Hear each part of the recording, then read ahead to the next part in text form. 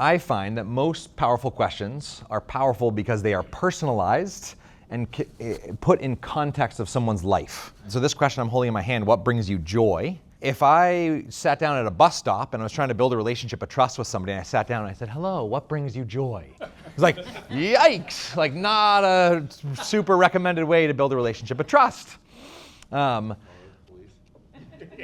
But if I said, so if my goal, I'm not saying you need to build relationships of trust with everybody at bus stops, but if you had the challenge to, if it was your goal to build a relationship of trust with a stranger at a bus stop, you'd be more likely, I bet, to get a positive response if you sat down and you said to the person next to you, I think this is probably my 12th time taking the same route this week. I have a question for you that maybe mixes up our routine a little bit. I'm curious for you in your commute, which is typically not a particularly enjoyable time, what brings you joy related to your commute?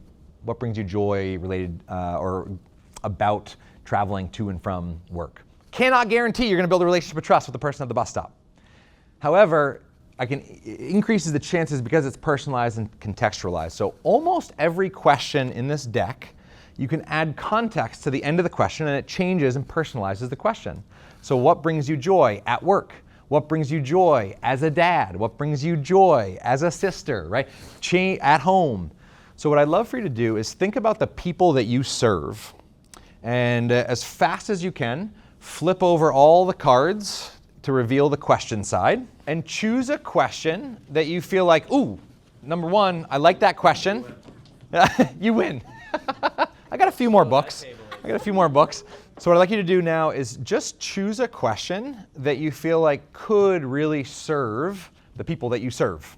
And then just see if you can add context to the end of the question to personalize it for them. You could think about somebody that you're meeting with next week if you want to. You can think about somebody really specific that if they came into your office and say, hey, this is kind of odd. Usually I ask you how the kids were, but we had this guy come in and he was sharing this thing about questions and he left me with this question. And so I'm curious to ask you, you toss that out to a client, I guarantee the conversation you have is going to be very different than the one you would have had, and it might be really useful. So choose a question or two if you can't pick. Choose a question or two, and then imagine what context you'd want to add to the end of the question. And as soon as you've done that, go ahead and stand up and play musical chairs, because we're creatures of habit. So we sit in the same seat the whole day.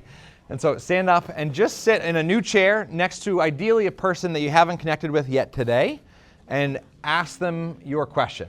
We might only get out one response, one question before we switch gears. Go for it.